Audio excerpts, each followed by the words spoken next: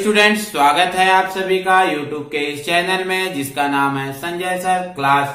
और मैं आप लोगों के लिए आज लेके आया हूं प्रकाशिकी का एक नया वीडियो जिसमें हम पढ़ेंगे दर्पण सूत्र के बारे में। ये दर्पण सूत्र परीक्षा के दृष्टि से बहुत ही इम्पोर्टेंट हमेशा होता है, इसलिए इसको ध्यान से समझिएगा। शुरू करते हैं। मान लेते हैं ये कोई दर्पण है MN, जिसका P क्या है, ध्रुव है, और C क्या है, इसका वक्रता केंद्र है। वक्रता केंद्र और अनंत के बीच में एक कोई वस्तु है AB, और AB वस्तु है। इससे बनने वाले प्रतिबिंब, मैंने पहले के वीडियो में बताया था कि प्रतिबिंब निर्माण के लिए हमें दो किरणों की आवश्यकता होती है। अवतल दर्पण द्वारा प्रतिबिंब का निर्माण, उस वीडियो में मैं 4 किरणों के बारे में बताया था। अगर आपने वो वीडियो नहीं देखा होगा तो प्लीज पहले उस वीडियो को देख लीजिए, तब ये समझ में आएगा। ठीक है स्टूडेंट, AB क्या है? एक वस्तु है जिससे चलने वाली दो किरणों को अपने को लेना है। एक किरण हम लेते हैं जो कहां से चलती है, वक्रता केंद्र से होकर चलती है, और जो किरण वक्रता केंद्र से होकर आपतित होती है वो किरण वक्रता केंद्र से ही होकर क्या होती है, परावर्तित हो जाती है। जो किरण वक्रता केंद्र से होकर आपतित होती है, वक्रता केंद्र से इस पर आपतित होने वाली किरण उसी मार्ग पर क्या होती है, परिवर्तित हो जाती है। अब एक किरण ये लेते हैं जो ध्रुव पर आपतित होती है, और ध्रुव पर आपतित होने वाली किरण के लिए ये मुख्य अक्ष क्या होता है, अभिलंब का कार्य करता है, और इस अभिलंब के साथ वो कितने अंश का कोण बनाता है, I अंश का कोण बनाता है। और ध्रुव पर आपतित होने वाली किरण मुख्य अक्ष के साथ जितने अंश का कोण बनाते ही है उतने ही कोण से क्या होती है, वो परावर्तित हो जाती है। उतने ही कोण से वो क्या होती है, परावर्तित हो जाती है। ये परावर्तन कोण हो गया R। और ये दोनों परावर्तित किरणें एक दूसरे से जहां पर टकराती हैं वहां पर बिंदु A का क्या बनता है, प्रतिबिंब बनता है। ये बन गया बिंदु A का प्रतिबिंब A के नीचे B है तो इसके नीचे हो जाएगा प्रतिबिंब B'। ये बन गया वस्तु AB का प्रतिबिंब A', B'। ठीक है स्टूडेंट, समझ में आया? फिर से रिपीट करता हूं।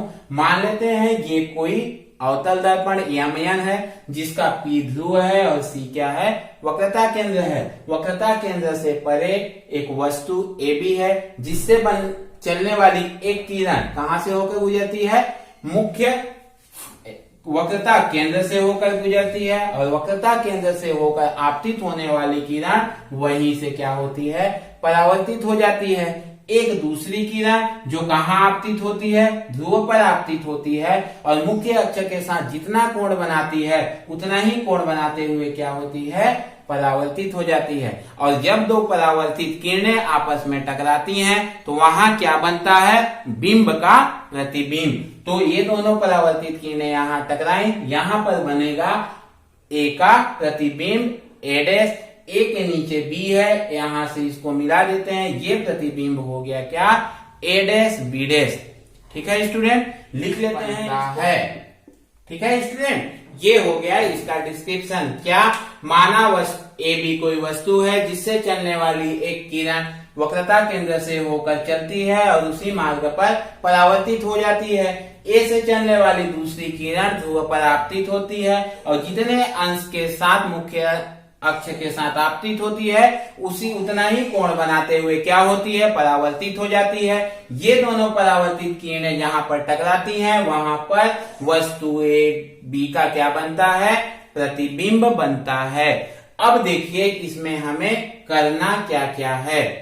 ठीक है स्टूडेंट, इसमें अब हम देखते हैं दो त्रिभुजों को। एक त्रिभुज क्या है, ABP पहला त्रिभुज, और दूसरा त्रिभुज है A' B', P।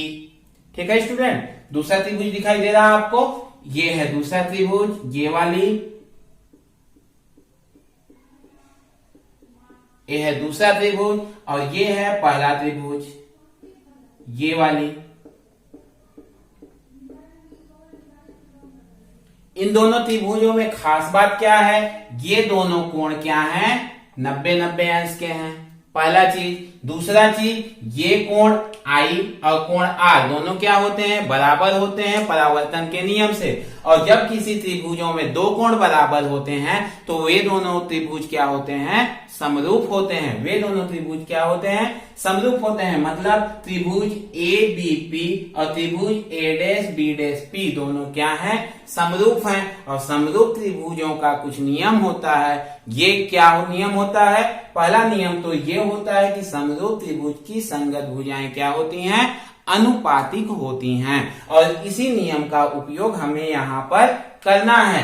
कैसे, त्रिभुज ए बी पी व त्रिभुज A dash B dash P में, ठीक है, त्रिभुज ए बी पी और त्रिभुज A dash B dash P dash में, इनको मैं घना कर दिया हूं ताकि आप त्रिभुजों को समझ सकें कि हमने कौन कौन से त्रिभुजों को लिया है।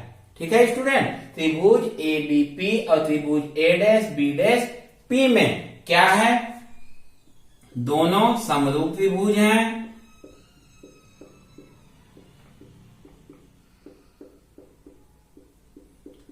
अतः लंब बटे लंब, इसका लंब क्या है ए बी, इसका लंब क्या है ए डैश बी डैश, लंब बटे लंब बराबर क्या होगा, आधार। इसका आधार क्या है, ए है, और इसका आधार क्या है, बी डैश पी है। ठीक है स्टूडेंट, क्लियर हुआ। त्रिभुज ए बी पी में और त्रिभुज A dash B dash P में दोनों त्रिभुज क्या हैं, समरूप त्रिभुज है। और समरूप त्रिभुज की संगत भुजाएं क्या होती हैं, अनुपातिक होती हैं। मतलब ए बी बटे ए डैश बी डैश बराबर बी पी बटे बी डैश पी। ठीक है स्टूडेंट, ये हो गया पहला कंडीशन। अब दूसरा त्रिभुज लेते हैं। दूसरा त्रिभुज कौन सा लें, त्रिभुज ए बी सी व त्रिभुज A dash B dash C में, त्रिभुज ए बी सी नहीं दिख रहा अभी, इसको मिटा देता हूं। अब लेते हैं हम दूसरा त्रिभुज ए बी सी और ए डैश बी डैश सी में। इन दोनों त्रिभुजों में भी क्या चीज कॉमन बात है, ये दोनों क्या हैं, 90 अंश हैं, समकोण हैं। ये कोण बराबर हैं, क्यों, शीर्षाभिमुख कोण है। और अभी मैंने बताया जब किन्हीं दो त्रिभुजों की दो संगत कोणें बराबर होती हैं तो वे त्रिभुज क्या होते हैं, समरूप होते हैं। और समरूप त्रिभुजों के संगत भुजाएं क्या होती हैं, अनुपातिक होती हैं। ये दोनों त्रिभुज कौन कौन से दोनों त्रिभुज, ये वाले त्रिभुज ए बी सी और दूसरा त्रिभुज है ए डैश बी डैश और सी डैश, ये दोनों त्रिभुज, इनकी संगत भुजाएं क्या हो गई, लंब बटे लंब ए बी बटे ए डैश बी डैश बराबर दूसरी भुजा कौन सी लें, ये बी सी बटे B dash C, B C बटे बी डैश सी। ठीक है स्टूडेंट, क्लियर हुआ ये चीज। पहले त्रिभुज लिए थे त्रिभुज ए बी पी और ए डैश बी डैश पी में, अभी लिए हैं ए बी सी और ए डैश बी डैश सी में। दोनों में ये हो गया समीकरण नंबर 1 और ये हो गया समीकरण नंबर 2। समीकरण 1 और 2 के LHS क्या है, बराबर है। और जब LHS बराबर है तो RHS भी क्या होंगे, बराबर होंगे। RHS बराबर होंगे मतलब BP बटे बी डैश पी बराबर BC बटे बी डैश सी, BP बटे बी डैश पी बराबर BC बटे बी डैश सी। ठीक है स्टूडेंट, अब हम ये जानते हैं कि हम किसी भी लंबाई का मापन करते हैं चिन्ह परिपाटी के नियम के अनुसार, तो कहां से करते हैं, ध्रुव P से करते हैं। इन दोनों में P तो है लेकिन इन दोनों में P नहीं है। इन दोनों में P लाने के लिए हमें क्या करना पड़ेगा, BC बराबर क्या है, BC को हम क्या लिख सकते हैं, BP माइनस PC। हम BC को क्या लिख सकते हैं, BP माइनस पीसी लिख सकते हैं, लिखते हैं इसको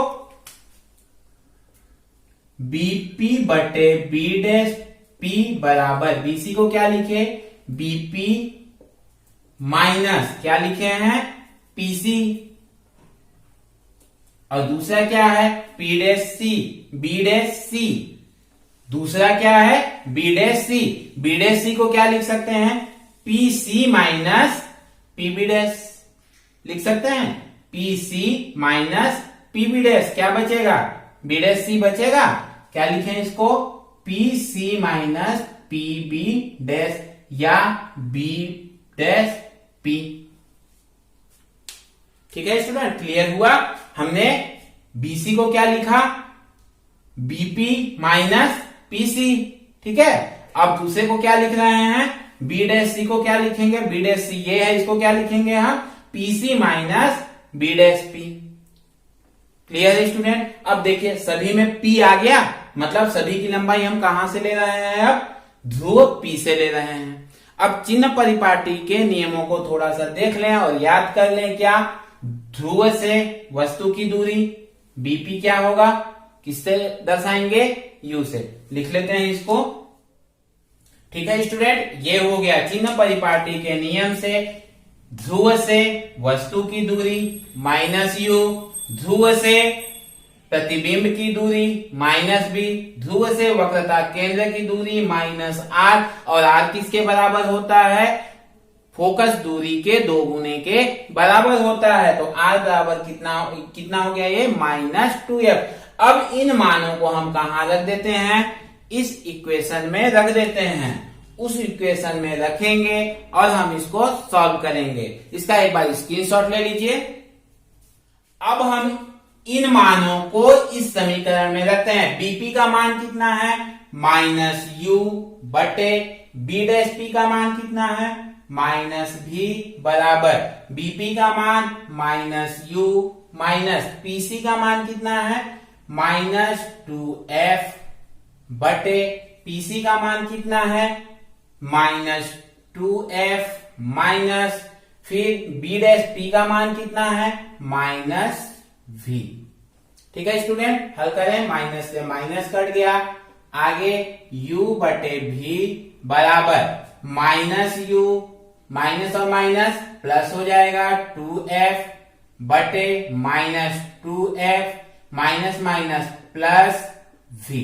इनका अब क्या करें, हम ऐसे तिर्यक गुणा कर देते हैं, u का गुणा कर देते हैं इससे, u गुणे -2f प्लस v बराबर v का गुणा ऊपर, v गुणे -u प्लस 2f, u का गुणा हो जाएगा -2uf प्लस uv बराबर u का गुणा होगा v का -uv, v का गुणा इससे होगा प्लस 2vf। ठीक है स्टूडेंट, uv दोनों साइड है, दोनों को एक साइड कर देते हैं, इधर uv है, इधर वाले को इधर लाएंगे, माइनस है, इधर आएगा क्या हो जाएगा, प्लस uv बराबर, इसको उधर ले जाएंगे कितना हो जाएगा, माइनस इधर जाएगा तो क्या हो जाएगा, प्लस हो जाएगा, प्लस हो जाएगा तो 2uf प्लस 2vf, uv जुड़ जाएगा, कितना हो जाएगा, 2uv बराबर 2uf प्लस 2vf, तीनों में 2 है, 2 को क्या करें हम, कट कर देते हैं, क्या बचा, uv बराबर uf प्लस vf। ठीक है स्टूडेंट, अब इन पूरे में दोनों पक्षों में क्या करते हैं, दोनों पक्षों में uvf का भाग दे देते हैं, क्या करते हैं, भाग दे देते हैं, भाग दें, uv बटे uvf बराबर uf बटे uvf प्लस vf बटे uvf, दोनों पक्षों में किससे भाग दे दिए हम, uvf से भाग दे दिए। अब क्या करें, u से कटा, v से कटा, u से कटा, f से कटा, v से कटा, f से कटा। ठीक है स्टूडेंट, अब बचा क्या, जो बचता है हम उसको क्या करते हैं, लिख देते हैं, इसको मिटा देते हैं। अब बचा क्या इसमें, 1/f बराबर 1/v प्लस 1/u, 1/u। ये है हमारा क्या, दर्पण सूत्र। ठीक है स्टूडेंट, ये है हमारा क्या, दर्पण सूत्र। अभी हमने बनाया किसके लिए, अवतल दर्पण के लिए। अब हम फिर से एक बार बनाते हैं किसके लिए, उत्तल दर्पण के लिए। इसका स्क्रीनशॉट ले लीजिए। अब हम लेते हैं किसके लिए, उत्तल दर्पण के लिए। हमने पहले बनाया अवतल दर्पण के द्वारा, अब बनाने जा रहे हैं उत्तल दर्पण के द्वारा। दोनों के बनाने का तरीका एक जैसे है। मैं इसको दोबारा इसलिए बता रहा हूं क्योंकि कुछ बच्चे ये कहते हैं सर हमें उत्तल दर्पण ज्यादा अच्छा लगता है, कुछ कहते हैं हमें अवतल दर्पण ज्यादा अच्छा लगता है। जिसे जो विधि पसंद आए वो उसी विधि से बनाए। और ये एग्जाम में यदि ये पूछता है कि उत्तल दर्पण के लिए दर्पण सूत्र ज्ञात कीजिए, तब तो हमें यही बनाना पड़ेगा। यदि ये पूछता है कि अवतल दर्पण के लिए दर्पण सूत्र व्युत्पन्न कीजिए, तब तो हमें पहले बताया वही बनाना पड़ेगा। लेकिन यदि एग्जाम में सिर्फ ये पूछता है कि दर्पण सूत्र लिखिए और सिद्ध कीजिए, उस समय आपको जो विधि अच्छा लगे आप उस विधि का उपयोग कीजिए। ठीक है, आते हैं उत्तल दर्पण के द्वारा। इसमें मान लेते हैं एक क्या है, ये वस्तु है, वस्तु ए बी, इससे चलने वाली एक किरण, पहली किरण कहां से होकर जाएगी, वक्रता केंद्र से होकर ऐसे आपतित होती है। ठीक है, और जो किरण वक्रता केंद्र से होकर ऐसे आपतित होती है वो क्या होती है, इसी मार्ग पर क्या होती है, परावर्तित हो जाती है पहली किरण। ठीक, दूसरी किरण कहां से लिए थे, ध्रुव से। दूसरी किरण ध्रुव पर ऐसे आपतित होगी, जितने कोण पर आपतित होगी उतने ही कोण पे क्या होगी, ये परावर्तित हो जाएगी कोण आग। अब ये किरण आगे तो बढ़ नहीं रही है, तो इस किरण को हम क्या करेंगे, आगे की ओर बढ़ा देते हैं ऐसे। ये दोनों किरणें एक दूसरे को कहां पे मिलती हैं, यहां पर मिलती हैं। ये दोनों किरणें एक दूसरे को कहां मिलती हैं, यहां मिलती हैं। ये बन जाएगा वस्तु ए का प्रतिबिंब ए डैश, और इसके नीचे हो जाएगा ए क्या, बी डैश। ये वस्तु ए बी का प्रतिबिंब बन गया क्या, ए डैश बी डैश। सेम वही है जो हमने पिछले में बनाया था। क्या, एक किरण चलती है कहा, फोकस की वक्रता केंद्र की ओर, और जो वक्रता केंद्र की ओर आपतित होती है उसी मार्ग में क्या होती है, परावर्तित हो जाती है। दूसरी किरण कौन सा हुआ, ध्रुव पर आपतित होती है, और मुख्य अक्ष के साथ जितना कोण पर आपतित होती है उतने ही कोण पर क्या होती है, परावर्तित हो जाती है। इस किरण को आगे बढ़ाते हैं, एक दूसरे को कहां पे, एक दूसरे को जहां पे काटे वहां पर बना वस्तु ए बी का प्रतिबिंब। ठीक है स्टूडेंट, इसका माना आप लिख सकते हैं। तो हम आते हैं डायरेक्ट इसके व्यंजक पर। इसमें हम दो त्रिभुज लेंगे। कौन कौन सा त्रिभुज लेंगे, पहले त्रिभुज ए बी सी, बड़ी त्रिभुज, ठीक है, और दूसरा ए डैश बी डैश सी। दोनों त्रिभुज समरूप हैं। कैसे हैं, दोनों त्रिभुजों के ये कोण क्या है, 90 अंश है। पहला चीज, दोनों त्रिभुजों में ये कोण क्या है, कॉमन है। मतलब कोण कोण उपप्रमेय से क्या हुए, दोनों समरूप त्रिभुज हुए। तो समरूप त्रिभुज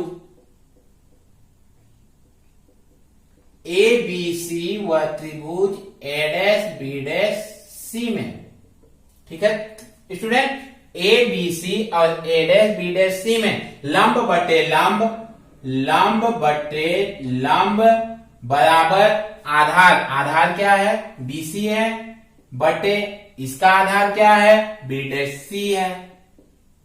समीकरण नंबर 1। ठीक है, अब दूसरा त्रिभुज लेते हैं। दूसरा त्रिभुज आपको दिख रहा होगा, त्रिभुज ए बी पी, और ये त्रिभुज A dash B dash P. त्रिभुज ए बी पी, ये त्रिभुज, दूसरा ए डैश बी डैश पी। दोनों त्रिभुजों में कॉमन बात क्या है, ये दोनों कोण क्या हैं, 90-90 अंश के हैं। ये कोण और ये कोण बराबर है, ये कोण शीर्षाभिमुख कोण है, मतलब ये कोण और ये कोण क्या हो जाएंगे, बराबर हो जाएंगे। और जब दो कोण बराबर हैं तो दोनों त्रिभुज क्या हो गए, समरूप त्रिभुज हो गए। तो पुनः समरूप त्रिभुज ए बी पी व त्रिभुज A dash B dash P में फिर से लंब बटे लंब ए बी बटे ए डैश बी डैश बराबर आधार कितना है इसका, बीपी बटे इसका आधार क्या है, बी डैश पी। समीकरण नंबर 2। अब समीकरण 1 और 2 का LHS देखिए बराबर है, तो RHS भी क्या होंगे, बराबर होंगे। समीकरण 1 व 2 से क्या हो जाएगा, BC बटे बी डैश सी बराबर BP बटे बी डैश पी। ठीक है स्टूडेंट, अब हमें मापन कहां से करना है, ध्रुव से करना है। और जब ध्रुव से करना है तो ध्रुव क्या है, P है। इन दोनों में P है लेकिन इन दोनों में P नहीं है। इन दोनों में P लाने के लिए अब क्या करना पड़ेगा, क्या है, BC बराबर क्या हो जाएगा, BP प्लस PC। लिख दें इसको BC के जगह पे BP प्लस PC बटे बी डैश सी बराबर क्या होगा, बी डैश सी बराबर क्या होगा, PC minus B dash P। ठीक है, बी डैश सी बराबर क्या हो जाएगा, PC minus B dash P। लिखें PC minus B dash P बराबर क्या है, BP बटे बी डैश P। ठीक है स्टूडेंट, अब चिन्ह परिपाटी के अनुसार इसका मान रख देते हैं। चिन्ह परिपाटी के अनुसार ये हो गया चिन्ह परिपाटी के अनुसार मान, जहां वस्तु की दूरी क्या हो गई, -u, प्रतिबिंब की दूरी क्या हो गई, v, वक्रता केंद्र की दूरी क्या हो जाएगी, r, और r बराबर क्या होता है, फोकस बिंदु के दुगने के बराबर होता है, फोकस दूरी के दोगुने के बराबर होता है। तो r बराबर क्या हो गया, 2f। अब इन मानों को हम इस समीकरण 3 में रख देते हैं। समीकरण 3 में रखने पर बीपी का मान कितना है, -u, पीसी का मान कितना है, 2f प्लस 2f बटे पीसी का मान कितना है, 2f minus B dash P का मान कितना है, v है, बराबर बीपी का मान कितना है, -u बटे बी डैश पी का मान कितना है, v है। ठीक है स्टूडेंट, अब क्या करते हैं, इसका हम ऐसे तिर्यक गुणा कर देते हैं। तिर्यक गुणा कर दें, तिर्यक गुणा जब करेंगे u का गुणा होगा v के साथ, u का गुणा कितना हो जाएगा, -uv, इसके साथ होगा तो प्लस 2vf बराबर -u का इसके साथ गुणा होगा तो -2uf, -u का इसके साथ गुणा होगा तो -2uf, और माइनस क्या हो जाएगा, प्लस uv। ठीक है स्टूडेंट, uv इधर भी है, uv इधर भी है। इसको क्या करें, एक साइड ले आते हैं, इसको इधर ले आते हैं, ये इधर आएगा तो क्या हो जाएगा, 2uf, इधर क्या है, प्लस 2vf बराबर ये उधर चला जाएगा तो क्या हो जाएगा, uv प्लस uv। क्या हो गया ये, 2uf प्लस 2vf बराबर 2uv।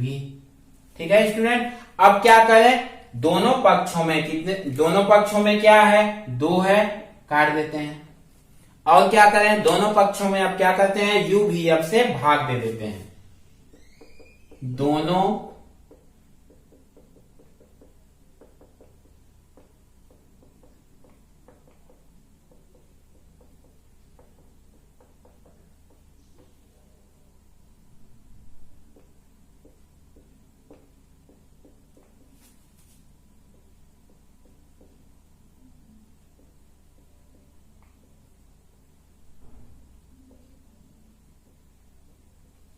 ठीक है स्टूडेंट, ये हो गया। दोनों पक्षों में हमने क्या किया, uvf से भाग दे दिया। आप काट देते हैं, u से u कटा, v से v कटा, u से u कटा, f से f कटा, v से v कटा, f से f कटा।